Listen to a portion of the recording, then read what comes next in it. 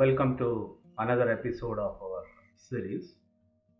This will be the last episode in this series, and we will be starting another episode in a day or two. Another series, actually. It will be similar, but of course. And today's topic is healing. It's mostly about the connection between the mind and the body. But remember, these are all complementary therapies like spiritual pranikas or esoteric healing, and it is not intended to replace the traditional orthodox professional medical treatment. You can't replace like these with medical treatment, and this can rather complement it, and mostly for your keeping your mental health intact, and that in turn helps out in your physical counterpart, but it can't replace your traditional medical treatment with the doctors. So take it that way, and let us go through this. And we will start with Louis Hay's approach to this. Resentment, criticism, fear, and guilt are the most damaging patterns. Self-approval and self-acceptance in the now are the keys to positive changes. Life is never stuck or static or stale, for each moment is ever new and fresh. I am one with very power that has created me. This power has given me the power to create my own circumstances. Every moment of life is new beginning and point as we move from the old. Has a new beginning point as we move from the old. What we think about ourselves becomes truth for us. No person, no place, and nothing has any power over us, for we are only thinkers in it. When we create peace and harmony and balance in our minds, we will find it in our lives. The more self-hatred and more guilt we have, the less our lives work. The less self-hatred and guilt we have, the better our lives work on all levels. Whatever is happening out there is only a mirror of our own inner thinking. It is our beliefs which attract people who will treat us that way. Resentment that is long held can eat away at the body and become the disease we call cancer. Criticism as a permanent habit can often lead to arthritis in the body. Guilt always looks for a punishment, and punishment creates pain. Fear and tension it produces can create things like baldness, ulcers, and even sore foot. To release the past, we must forgive everyone, including ourselves. I forgive you for not being the way I wanted you to be. I forgive you and I set you free. Forgiveness means giving up, letting go. It has nothing to do with condoning behavior. It is just letting the whole thing to go. When people come to me with a problem, I don't care what it is: poor health, lack of money, unfulfilling relationships, or stifled creativity. There is only one thing I ever work on, and that is loving the self. In the infinity of life where I am, all is perfect, whole and complete. We are doing the best we can with the understanding, awareness, and knowledge we have. There is no written law that says that because once you believed something, you have to continue to believe it forever. Do not blame people who did all those terrible things to us were just as frightened and as scared as you are. We are here to transcend our early limitations, whatever they were. We are here to recognize our own magnificence and divinity, no matter what they told us. I see the past as necessary to bring me to where I am today. I am willing to begin where I am right now, to clean the rooms of my mental house. I am willing to set myself free, whatever the problem is. It comes from a thought pattern, and thought patterns can be changed. If you want a joyous life, we must think joyous thoughts. If we want a prosperous life, we must think prosperous thoughts. If we want loving life, we must think loving thoughts. Whatever is sent out mentally and verbally will come back to us like a form. If you choose thoughts that will create problems and pain, that is rather foolish. It is like choosing food that always makes you ill. Impatience is only another form of resistance. It is resistance to learning and changing. When we demand that it be done right now, completed at once, then we don't give ourselves time to learn the lesson involved with the problem we have created. I love myself, therefore I live totally in the now, experiencing each moment as good and knowing that my future is bright and joyous and secure. So this is Lewis Hayes' view of things about healing, mental healing, and then spiritual healing. There are various people involved with this. First, we will see what Caroline Myss has to say about. Many people come to believe that their lives are only a compilation of psychological wounds that they feel they can do little to heal. Whether we are healed or are in the process of healing, we will always need loving friends and family. A community based not just on wounds or neediness, but also on shared interest and emotional nurturing. Pain is also a teacher, pointing to an area that is begging for repair. Forgiveness frees up the energy for necessary healing. Part of the problem with the victim mentality is that it overlooks the ways in which ourselves perpetuate what was done to us. Next, we'll see Alice Bailey's way of esoteric healing.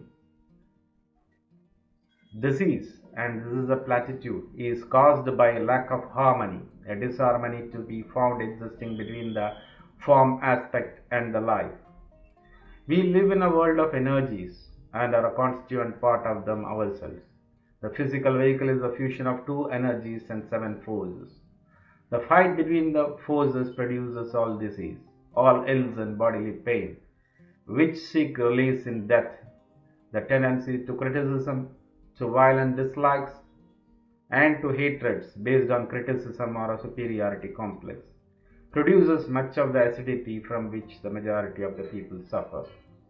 Arthritis falls into the category of diseases, which is largely based upon the satisfaction of physical desire. Cancer and diabetes are diseases which are connected with inner emotional desires and violence suppressed wish life. Fever is simply an indication of trouble and is a basic way of purification and of elimination. It is an indicator, not a disease in itself. So next we will see Chua Kok Sui's pranic healing. So some extracts from that. Prana is the Sanskrit word for life force, the universal principle of energy or force responsible for body's life, heat and maintenance. Prana is the sum total of all energy that is manifest in the universe. This is a quote from Wiki. Next is, relaxing the mind helps the body heal itself. Focusing on the pain and trying to remove it makes the healing difficult. But ignoring the pain and diverting attention to something pleasant speeds up the rate of healing. The movement and quality of circulation, rhythm and purity of prana is what determines the quality of our health, even our emotional states and modes of thinking. Man who also forgets that matter is nothing else but condensed energy in continuous transformation. He wastes vital energy to feed his senses with a variety of stimulations born out of unending chain of material desires. The more he dwells on matter, the more he needs fleshly nutrition to keep himself alive, and more he burns out oxygen, the less he feels pranic forces within himself. This situation makes him sink into matter, and with less prana he becomes depleted. This is a quote from Dr. Stephen Breana, what we saw. Anger and intense worry devitalize the whole bioplasmic body so that the body becomes susceptible to all kinds of diseases. Negative emotions cause disturbances in the bioplasmic body so that the whole physical body becomes sick. If the ailment is of emotional origin, chronic healing will not produce a permanent cure unless there is corresponding emotional change. The root cause of disease must be removed so that the permanent healing can take place. The mind can intentionally or unintentionally influence the pattern of bioplasmic body. A person harboring intense anger, frustration may cause severe chronic congestion around the solar plexus or chakra, the heart chakra in the long run, and in the heart chakra in the long run. Even if this person were to watch his or her diet, he or she would still end up with a heart problem like a heart enlargement. So what we call miraculous healing is nothing more than increasing the body's rate of self-recovery. So next we will see Sue Mason's way of spiritual healing. A definition of spiritual healing: a treatment that involves transfer of energy through the healer to the recipient. It promotes self-healing by relaxing the body, relaxing the tensions and strengthening the body's own immune system. Healing is natural and non-invasive, with intention of bringing the recipient into a state of balance and well-being on all levels. This is a quote from NFSH Healing Trust. The fundamental underlying philosophy of spiritual healing centers on the notion of the connectedness of all at energy levels, all at an energetic level, which is now supported by quantum physics. It is considered that healing through the input of thought at an energetic level can influence the harmony of the mind, body and spirit. That is a quote from J.Krishnamurti. Then Mantak Chia's way of healing using the Tao principles. That we will see few quotes.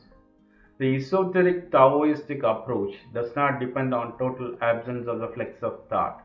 Instead, the system stresses the circulation of energy called Qi, along with certain pathways inside your body. These pathways help direct the Qi, also known as prana, sperm or ovarian power, the warm current or kundalini power, to successively higher power centers of the body. The Qi is the primordial life force itself. Qi is the continuous flow of energy linking the various tissues, organs and brain functions into a unified whole, a person. Qi also links this person to his environment. Open the roots means cleaning all the obstructions that impede the flow of Qi energy in their natural paths. Most obstructions take the form of physical or emotional tension.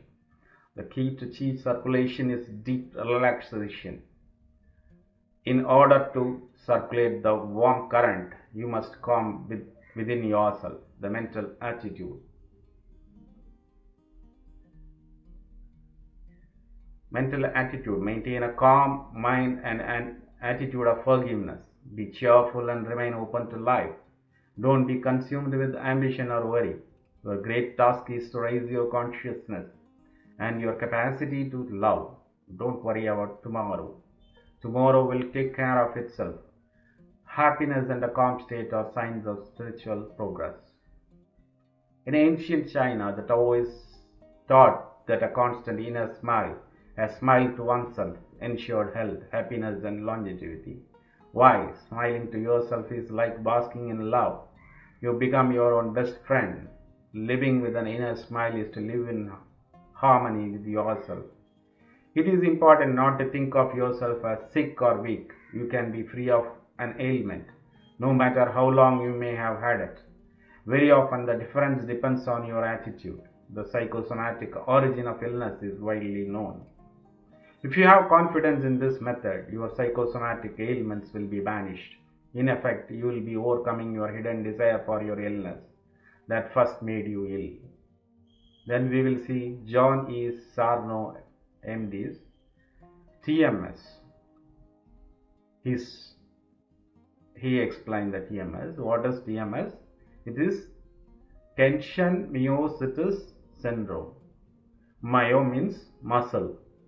Tension myositis syndrome is defined here as a change of state in the muscle that is painful. The primary tissue involved was muscle, specifically the muscle of the neck, shoulders, back, and the buttocks.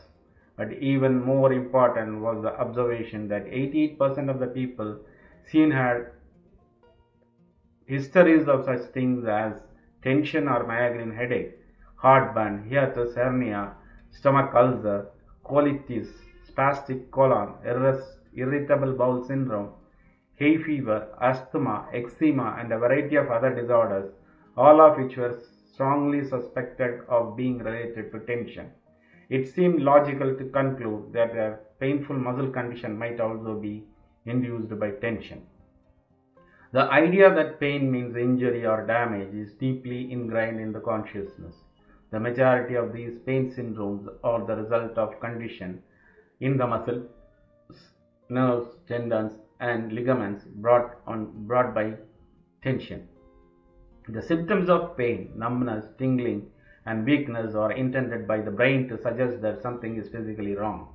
To most people, practitioners, and laymen alike, physically wrong means injury, weakness, incompetence, and degeneration, singly or in combination. In view of different degrees of severity of the physical incidents and the great variation in when the pain begins after the incident, the conclusion is that physical happening was not the cause of the pain, but was merely a trigger. It is not the occasion itself, but the degree of anxiety or anger which it generates that determines if there will be physical reaction.